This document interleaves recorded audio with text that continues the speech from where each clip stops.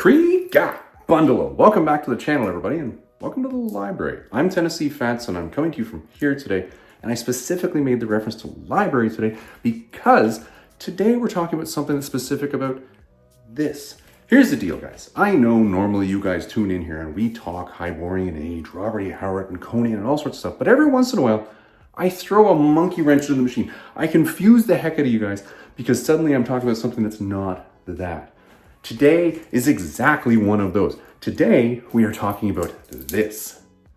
This is the fantastic novel called Time's Last Gift by Philippe Jose Farmer. Now, I'm going to choose to pronounce the first name as Philippe, because to me, Philippe sounds better with Jose. That's what we're going with in that one. This book is a pretty fantastic one. It took me a long time to actually get my hands on, number one. And number two, it took me a long time to actually read, which is quite frankly put a product of me just reading too slowly. Anyway, today what we're going to do is we're going to walk through a couple things on this one because I really wanted to introduce you guys to this one and give you the opportunity to think, well, do I want to go read this?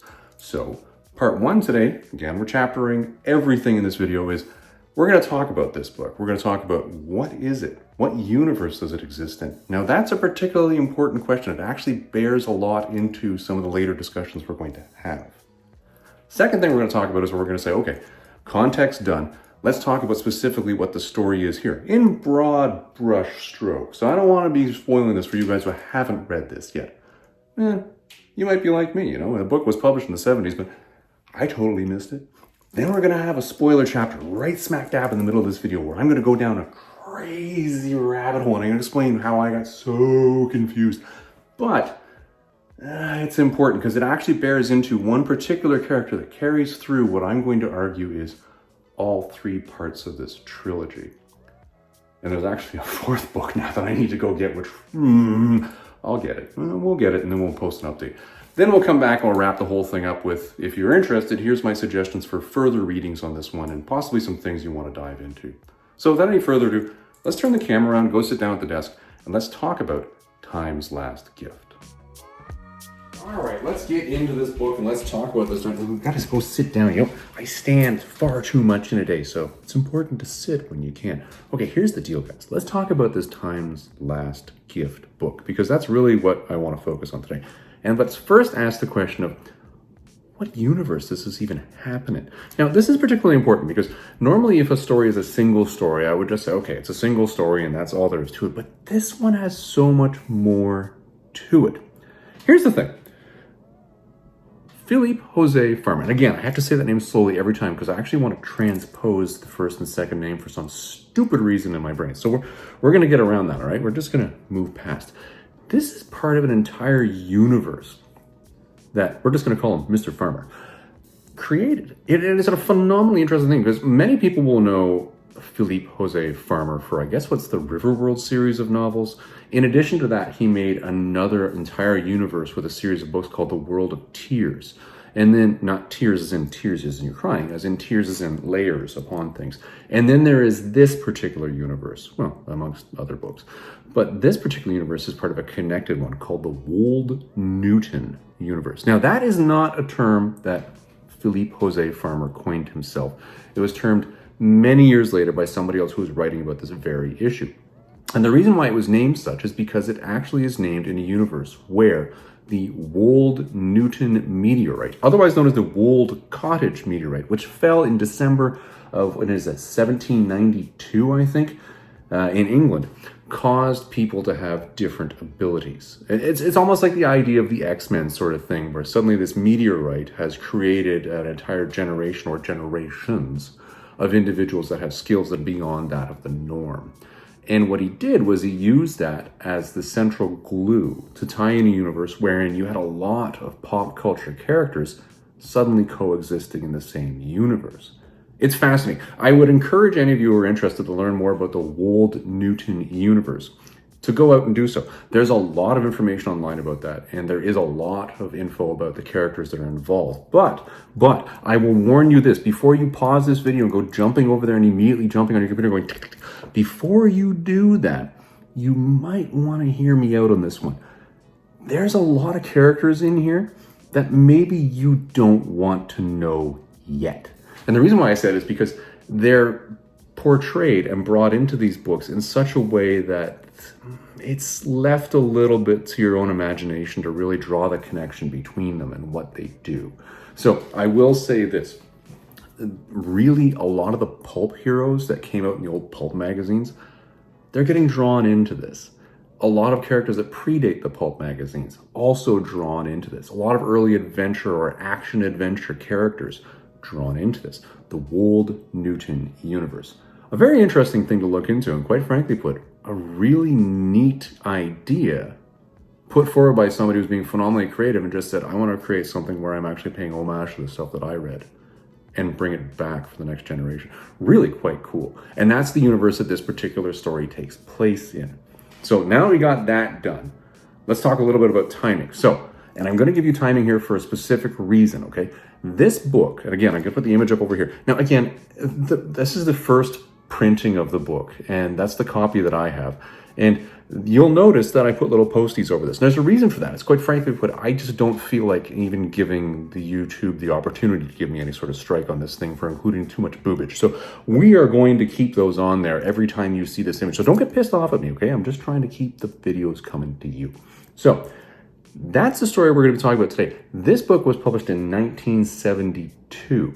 Now, that's particularly important because there's another book I'm going to talk about in the last chapter of this particular video, which also came out in 1972, which is going to be part of the continued reading suggestion list, all right?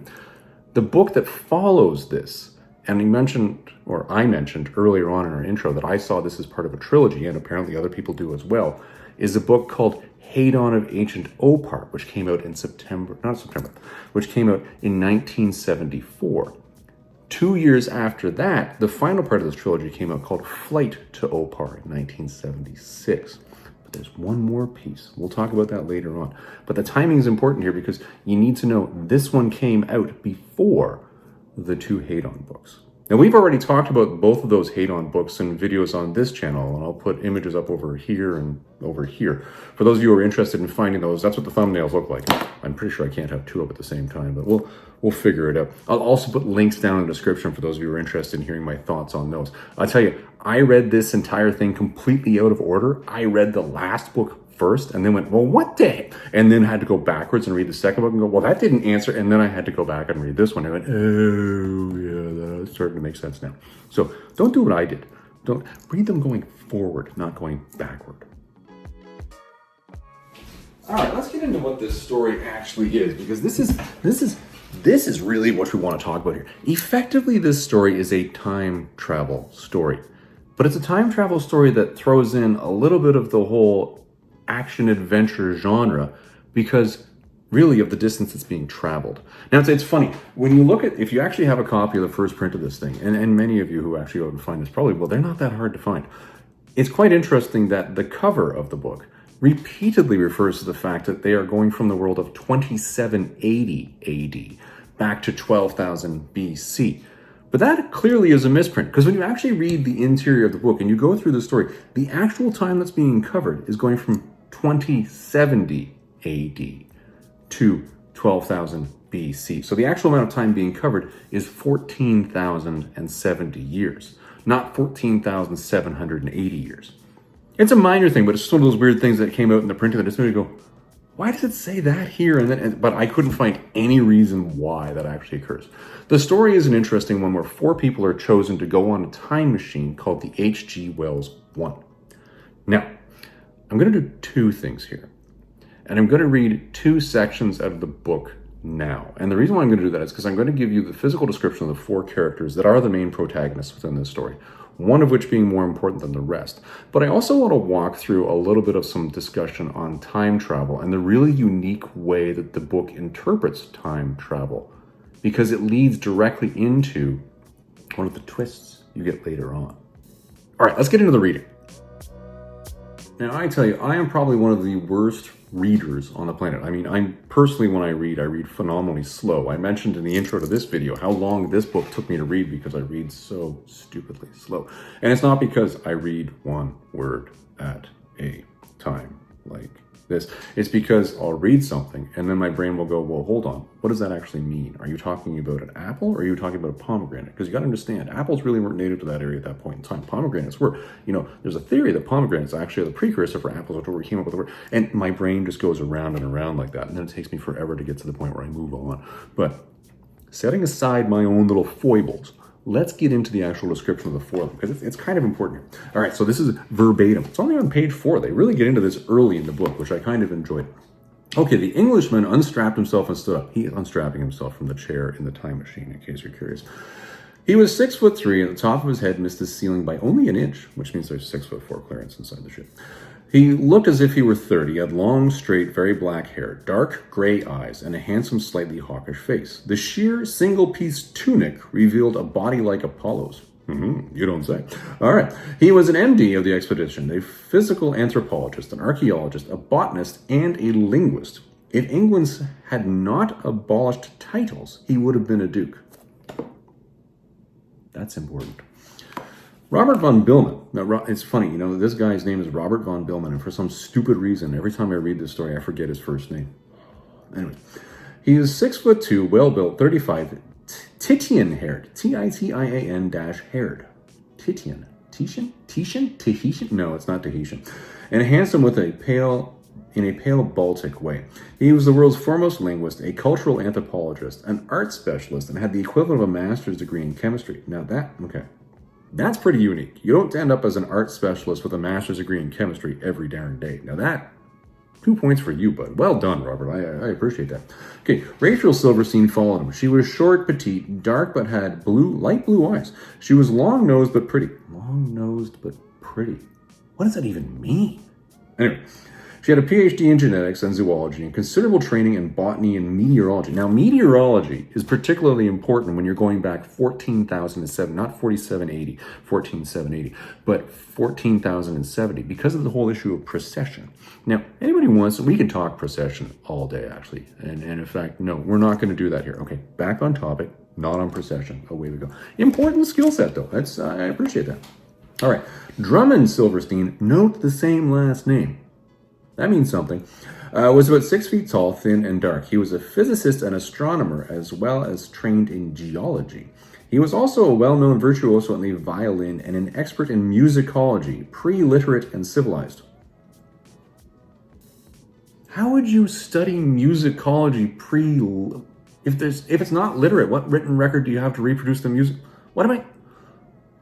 Anyways, those are the 4 people that are involved in this one. As you can see, a lot of different skill sets amongst them and really a lot of different interesting backgrounds. Now, let's just talk for a second about Rachel and Drummond. Rachel and Drummond are a married couple. Now, Robert and John are not a married couple. They're just individuals that came along for the ride. But Rachel and Drummond, very, very married.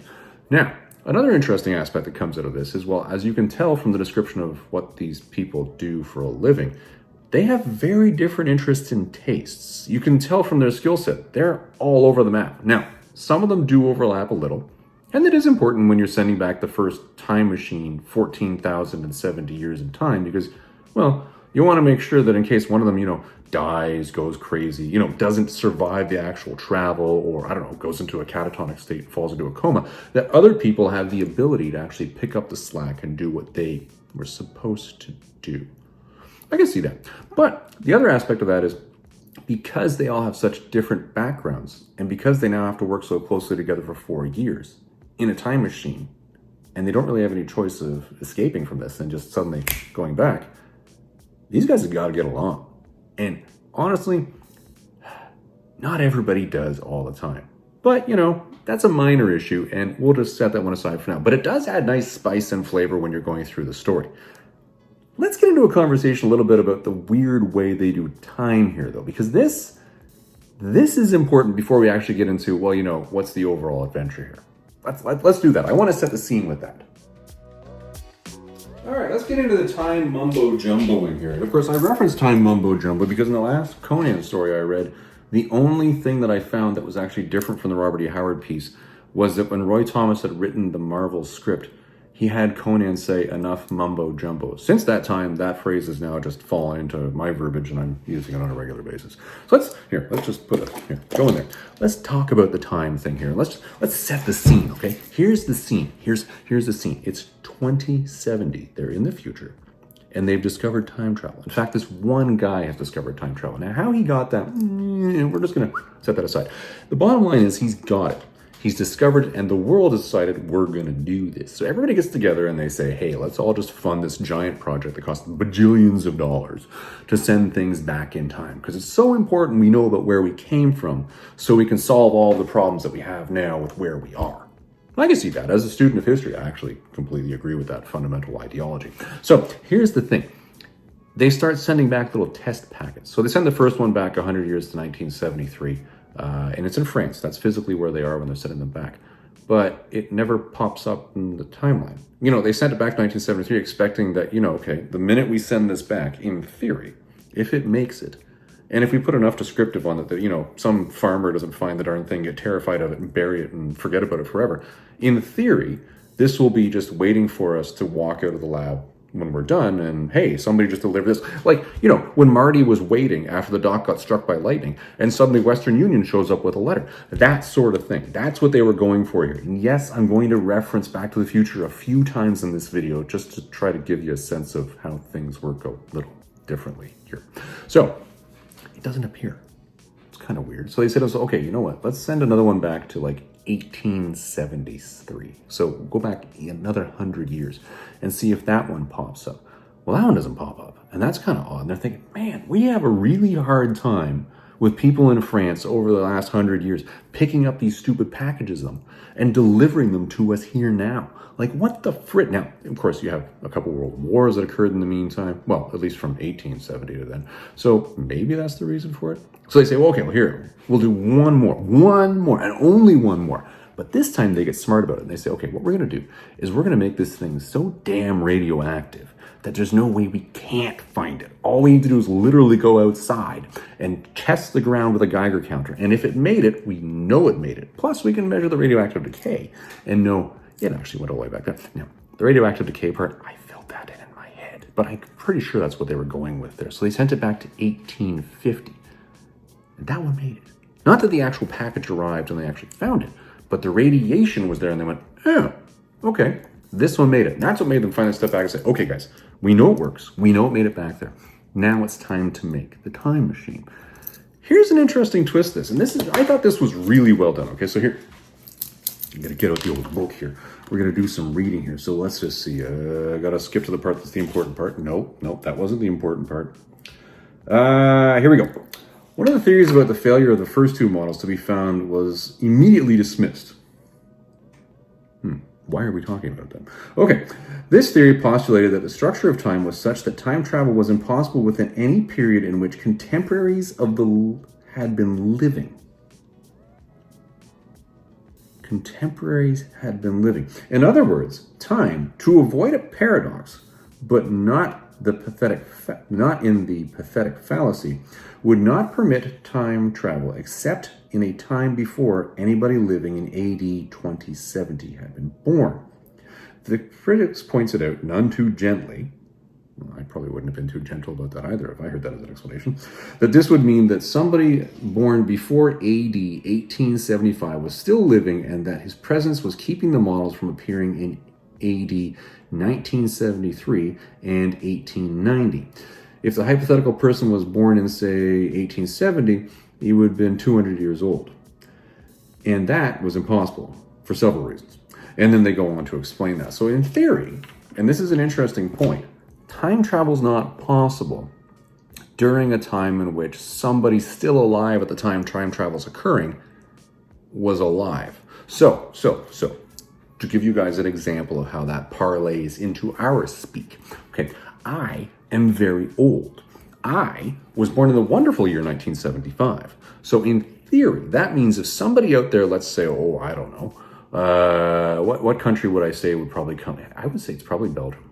I'm going to give it to Belgium. So if somebody in Belgium right now invented a time machine and decided to send that back to, let's say, 1980, it would not arrive. And the reason for that being is because I am still alive today because I was born in 1975. So what time is trying to do is trying to avoid the paradox in which two of me could exist within the same universe.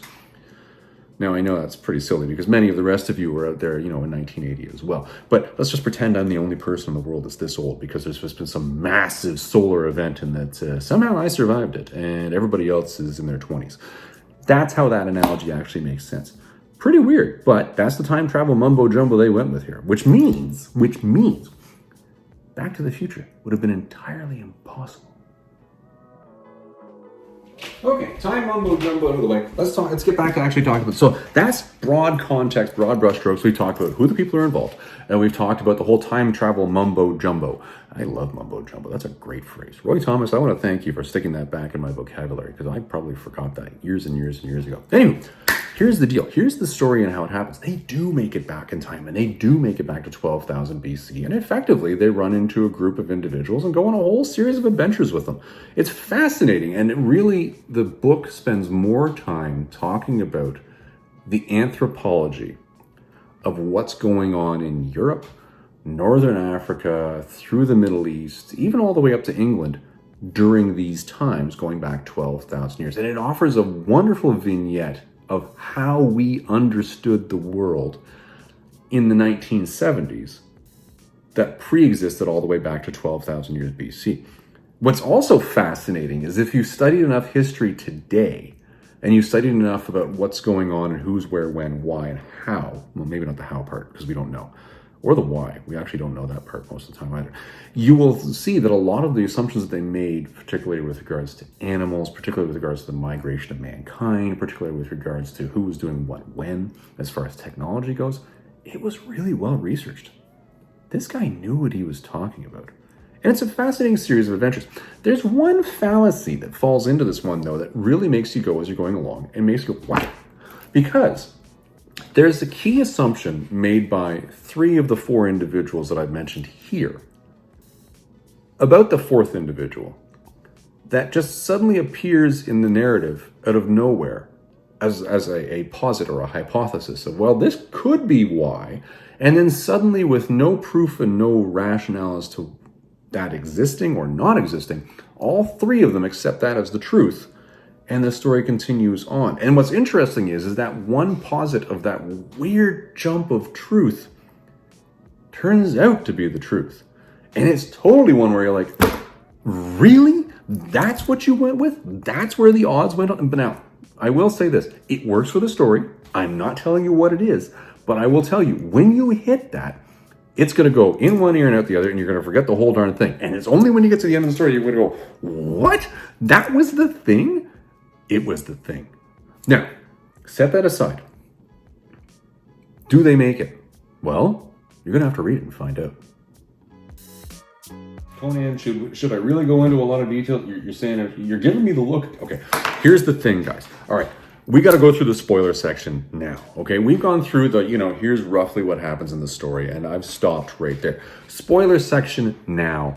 Right now. If you don't want to know some really key factors in this one because you haven't read it yet, skip this and go straight to the end of the video. Do not blame me for this later. Okay. For those of you who've stuck around, I'm assuming you've already read not only this book, but the other 2 that come after it. Let's talk about somebody. Let's talk about somebody in particular. Let's talk about one man. John. What the hell is going on with... Okay, here. All right. John isn't John, okay? John is not John. And I know it sounds really weird for me to say that, but Tennessee facts. How could he not be John? He's John. He's not John, okay? You stop that right now. He is something else altogether. And you only find out when you get to the end of the story about allegorically what the character is. Now, they don't say names and they don't explain specifically. And in fact, Philippe was a farmer. Did you dirty on this one because he purposely miffed the birth year so you wouldn't know. Now, many of you are going to say, Tennessee fans, what the hell are you talking about? I'm talking about this guy.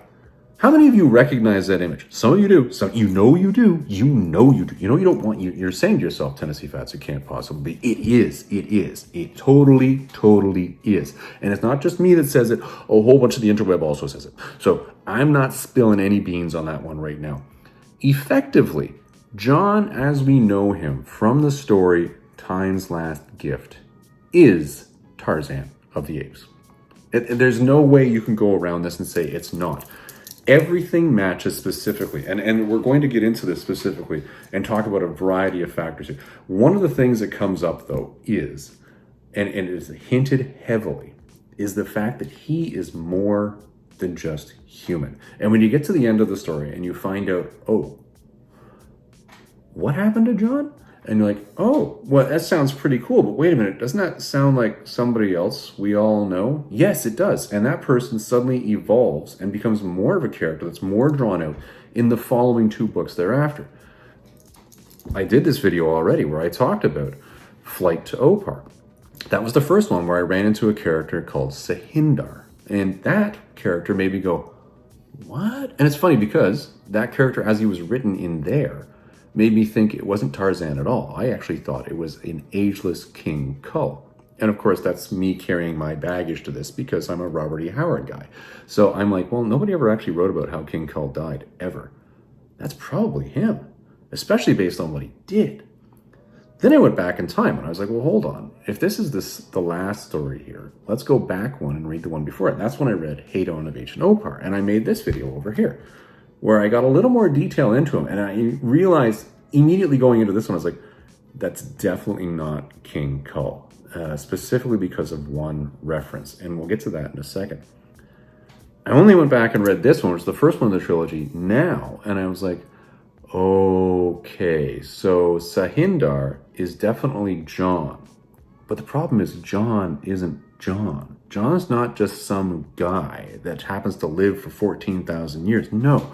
John is Tarzan of the Apes. Now, let's walk through how this whole thing was sort of thrown off. Okay, we're going to do a variety of readings. And again, we're going to cut scene here to make sure I don't miff these, okay? So here's reading number 1, where we're going to talk about how John was introduced to us in Time's Last Gift. All right, so we're going to start off with the reading here from the Time's Last Gift. Now, this is, again, the first book. This one was written in 1972, okay? So 2 years before Hadon of Opar and Flight to Opar. Well, 4 years before Flight to Opar. Now, we already had the description of John. We had it right at the beginning. We got that it was 6'3". Okay, that's fine. He has a body like Apollo's.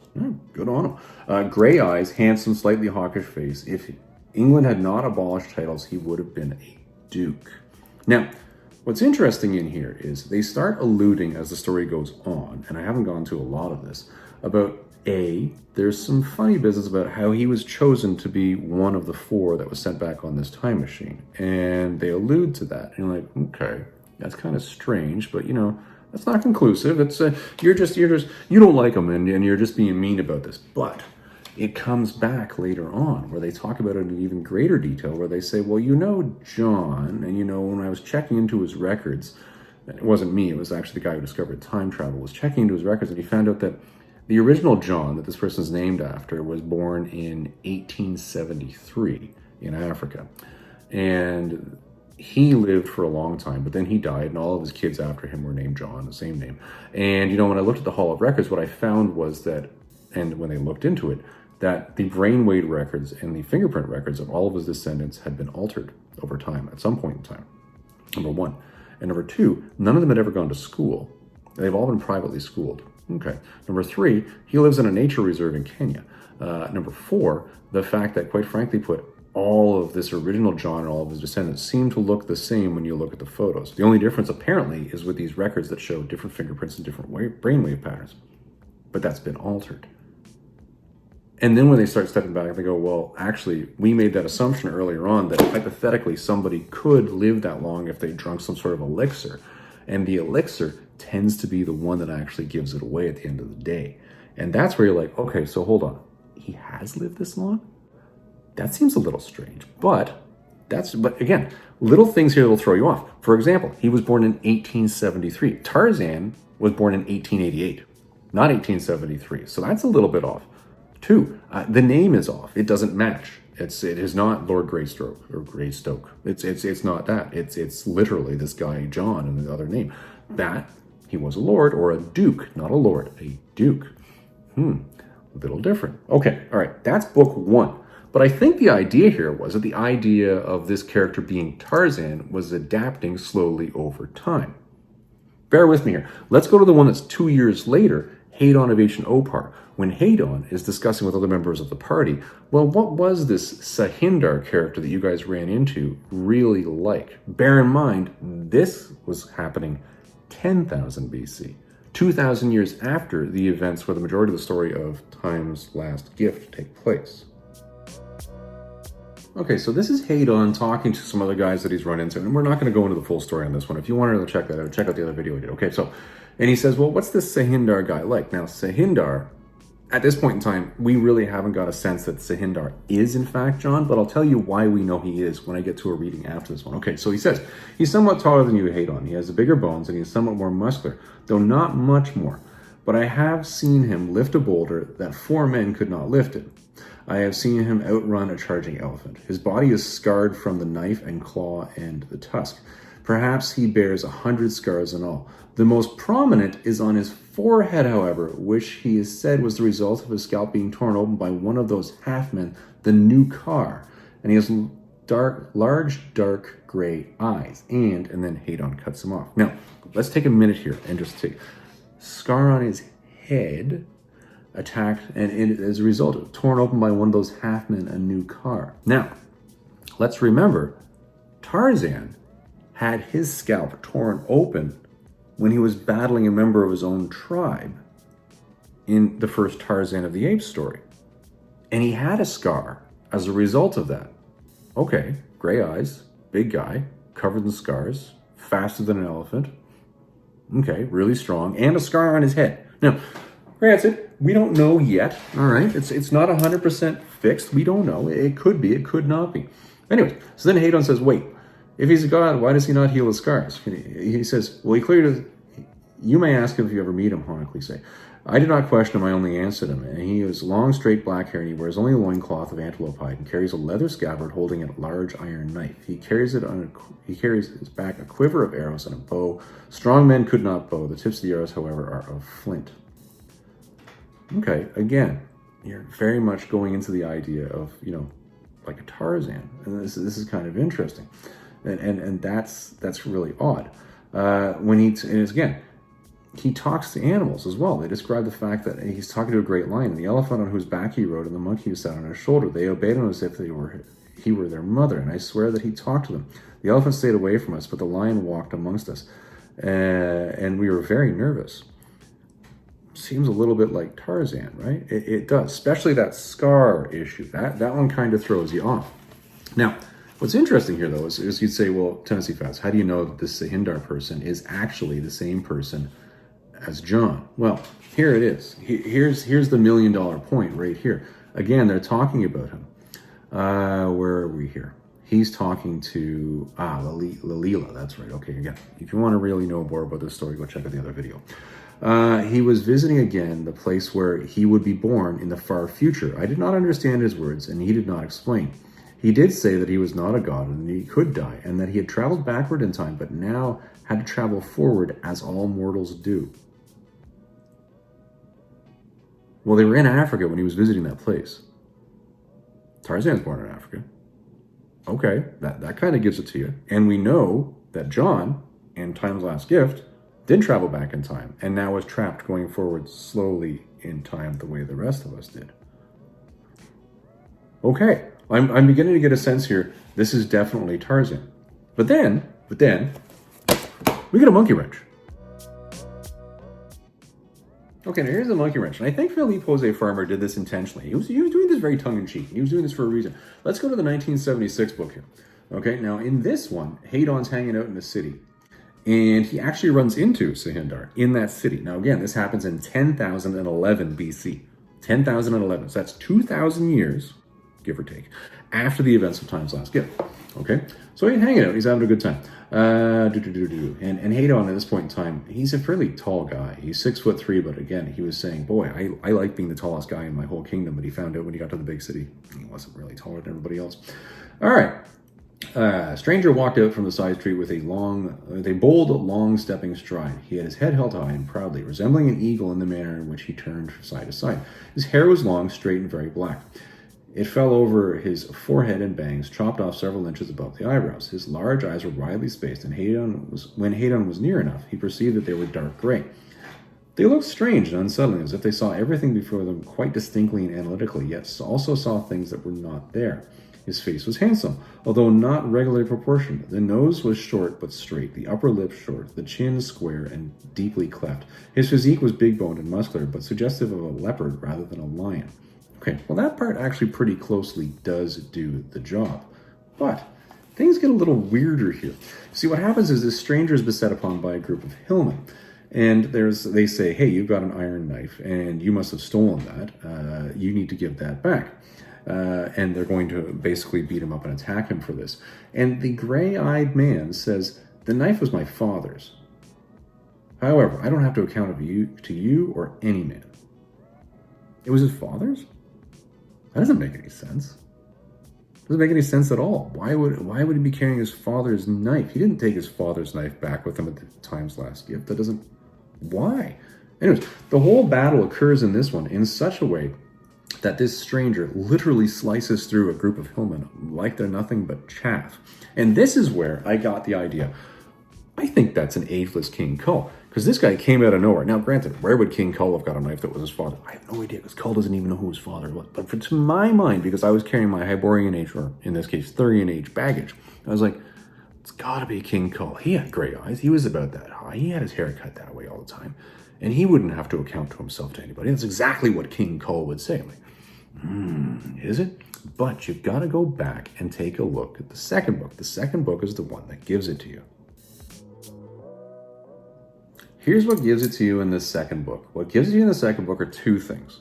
And the first is the gray eye thing and the physique and the description, but particularly the fact that he had a scar through his scalp where it had been torn open by effectively an ape man. And if you know Tarzan of the Apes and you know the story, you know that that happens exactly. It's a really disgusting description where it's actually described as peeling back and they see and say, and if you guys want to see my review where I talked about Edgar Rice Burroughs' Savage Tales, there's a video for that one. I'll put the image up over there for you. I'll put a link down in the description for you as well. It's rough. Like, that guy had some dark in him, but again, dark in a good way because I like the story. But the real kicker here is the thing that he says when he's talking to Lalila about this, and she's like, well, where are you and why are you? What's going on here? He says he was visiting again the place where he would be born in the far future, and he was in Africa. I did not understand his words, and he would not explain. He's not a god, yada, yada, yada. And he could die just the same as anybody else. And then, of course, they make the reference that, he traveled backwards in time, but now the travel forward is the same as mortals do, which draws you back a little bit to the actual time's last gift thing. I'm sorry. When you put together the fact that he was born in Africa, and I'll give the mulligan here to the fact that the author was intentionally trying to throw you off by having the year of birth wrong. 1873 was not when Tarzan was born. Tarzan was born in 1888. But at no point in time in here does John actually correct anybody. Does anybody actually come to John and say, hey, listen, your great-great-great-grandfather was born in 1873, right? And he goes, he could have said, no, that was an error in the records. He was actually born in 1888. That could have happened just as easily as anything else. So really, at the end of the day, this whole thing has left you with the story of, well, hold on, if that is Tarzan. And then it leaves you with the bajillion-dollar question, because if you've read to the end of the actual story, Time's Last Gift, you're saying to yourself, well, hold on, what the hell happens to him? It's really odd. And it leaves you with the idea, whoa, and this is where this conspiracy theory is going to fall through all these books. There's a lot written online about this, and I got into this stuff well after I had read these things, and I went, well, I think it's this, and let's just get some verification on this one. And it is actually that. There's actually an essay I'm going to reference later on in the further reading chapter that we're going to talk about here, where I'm going to drive you guys to if you want to get a little more information on this one. It was really weird. I don't entirely understand why he was specifically trying to throw us off, but at the end of the day, maybe it's got something to do with the actual story Tarzan Alive, which was published the same year as Time's Last Gift, which was really one of the start of this whole Wold Newton universe. I'm gonna have to get more into that one, and maybe we'll make a video about that one later, but that's the conspiracy part of this one, and that's the part that was a spoiler part, because I didn't want to tell people who hadn't read the story up in the front one that this is actually Tarzan, and that Tarzan actually makes it through this, and yes, he survives for like 14,000 years. It's like mind-blowingly cool. Actually, it wouldn't be 14,000 years. It'd be less than 14,000, because at the end of this thing, it happens in, 1873 was the year when he's yammering about this, when he's sending off his final letter. So weird. All right, it's time to wrap this bad boy up and give you guys some final thoughts here. So, I tell you, let me sit down. Let me sit down. I'm standing way too much, so sitting. Gotta remember to do the sitting. Okay, here's the deal, guys. I referenced way back when we did the intro on this one, and I said this is a really fantastic book. So when we're getting to the end here, the wrap-up point that I'm going to really throw out here again is Tennessee Fats, did you enjoy this book? Dear God, yes, I enjoyed this book. What's interesting about this book is it actually pulls together some of the action-adventure genre, which I enjoy reading because, well, I read a whole lot of Robert E. Howard. I'm enjoying more Edgar Rice Burroughs lately. I do like some of that Lovecraftian level horror in here, which we don't find in these stories because it seems to steer clear of that Lovecraftian mysticism type stuff, but it's still a really cool read. Another aspect that I like about this is that it actually is drawn into that whole Wold Newton universe, or the Wold Cottage meteorite universe, where you have all of these other things being drawn into it that you wouldn't have expected. And it's being done in a very tongue-in-cheek sort of way, which leaves you as the reader guessing, going, well, hold on, wait, who, how, where? And there's some references even in the other two books within here that also draw back to other pop culture characters that would have been well known during the pulp era. Really a neat concept, and I enjoyed the way they did it. Here's what I would suggest to you guys, though. Don't do what I did. Don't read these backwards, because it'll take you down a giant rabbit hole, and you're going to be sitting there cursing and swearing at them, going, my God, that was a waste of time and energy, and why did I try to prove that this person was that person when I was completely wrong? Because it was obvious when you read them all in order. Like, don't do that, okay? So here's the reading order, okay? You read Time's Last Gift, this one over here. And yes, it still has the Post-it note on it because, you know, boobage, I gotta protect you guys, okay? Then when you're done that one, you go out and read the one that was published 2 years later, which is Hadon of Opar, which is this one over here. And then when you're done that one, you then go out and read the last one, which is The Flight to Opar. Now, those are the ones that are written by Philippe Jose Farmer. I believe there is another one that's it's sandwiched in there that's written by a different author. I have not picked that one up yet. I haven't read it, but it is out there. Another piece that I would suggest that you do, because this really helped me frame this and put the whole thing into the right the right picture. Let's just do that. Is I actually read an essay that I found that was actually provided to me by my friend Jason. Jason, thank you very much again for giving me the essay, because honestly, it did a lot to help me piece together what the hell was going on here. And it's called The Triple Tarzan Tango. Now, the author on this one, let me get the whole thing here, is Dennis E. Power. You'll probably be able to find this one online if you look hard enough, because this one is quite interesting, because it actually talks to the whole time travel thing. It puts it into context and really makes you go, oh, yeah, that kind of makes sense, doesn't it? There are some within it that where you go, what? And again, I have to read more to really figure that part out. And I'm hoping that a piece of that is going to come in two pieces. And again, if you're going to do what I'm doing, let me flip the pages here because I want to make sure I'm referencing this correctly here for you here. There's two that you're going to want to get into. One is Lord Tiger. Now, that one was written in 1970, and it's a story of an amoral millionaire that decides to kidnap a child and then tries to create a Tarzan. Because that actually does come into play within that essay I referenced. Not so much within these three stories, but within that. But the other thing you're going to want to get your hands on is the 1970 book, Tarzan Alive. I need to go find that because I'm pretty sure that is going to clear up a couple time travel questions for me in my head about what happens and answers the question of, well, what the hell happens to John? And that's just weird. Yeah. Okay, everybody, that is our video for this week. This was a fun one to record for me just because the content in here was so interesting to me. Now, I'm not going to assume that's been interesting to all the rest of you. Many of you might have just skipped right through the video just to get to the ending to say, Tennessee Fats, should I just buy this or not? Well, my answer to you quickly, yes, go buy it. I mean, you might not want to get the original version. You might want to get a later version, which might correct that weird misprint foil on the front and back cover. But never mind that now. It's still a great book, and I strongly encourage you to go get it. Yeah, that was a fun one. Well, that's our video for this week, everybody. I hope you enjoyed it. We'll see you in the next one.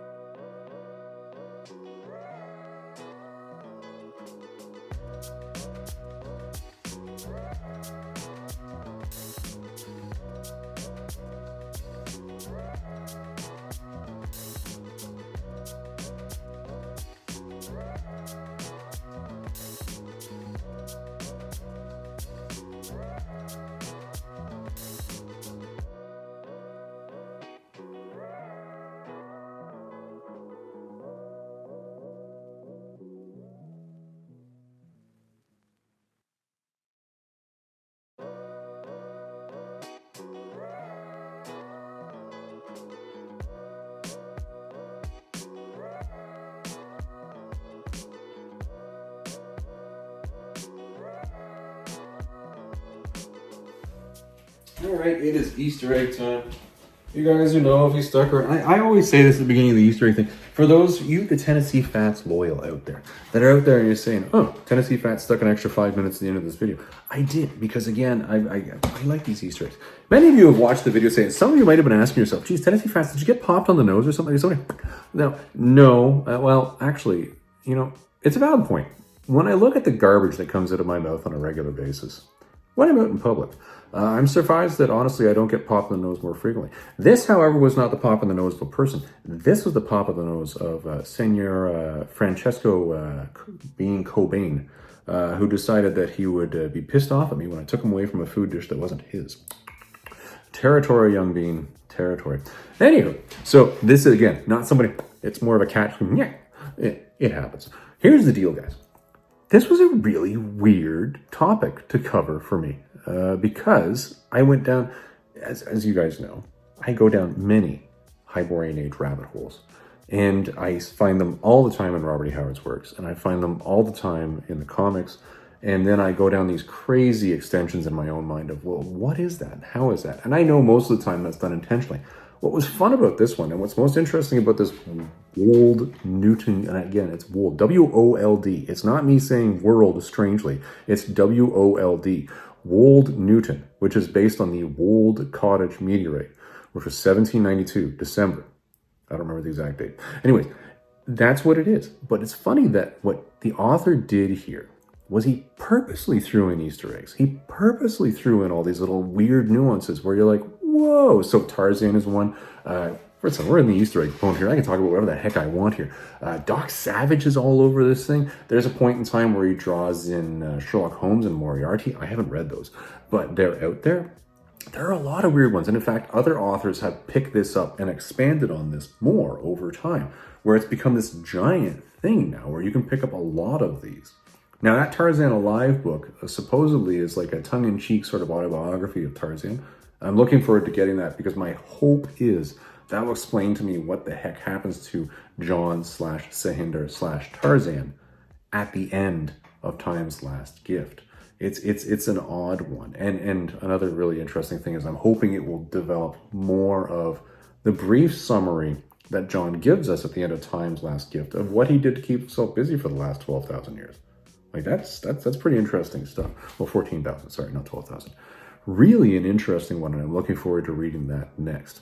Now, I referenced earlier in this video that not only does or did Philippe Jose Farmer create this universe, but he also had the Riverworld one, and he also had something called the World of Tears.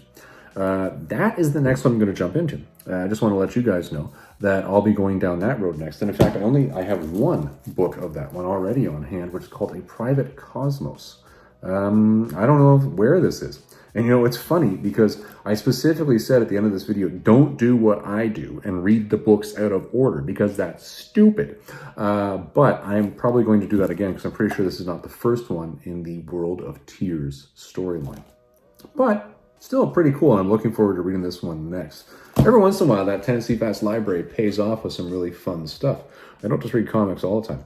Now, another thing I want to talk about today, just to let you guys know, I have been really late in reading a lot of the comics coming into the Casa del Fats. I've been busy doing a variety of things lately, which is mostly me putting away comics that I took to a convention a couple weeks back and I had signed by various authors. And there's some administration in regards to that and putting it away, make sure I catalog it correctly. And I know that sounds incredibly dorky, but it's what I do. I catalog them correctly and make sure my list is accurate. So that's taking up a fair amount of my time. And I will admit that that's actually slowing me down a fair amount. But we still do have to get through the last of the battle royales that relate to Conan. And then we need to go into the next section of that, which is going to be a rather interesting one where we're dealing with a character that is my favorite Robert E. Hard character. But that's a story for another day. Bottom line here, though, is I just want to let you guys know that I'm still reading, I'm still at this, but bear with me. I've talked to you enough times about how this little brain of mine just keeps going down rabbit holes and, well, time gets lost.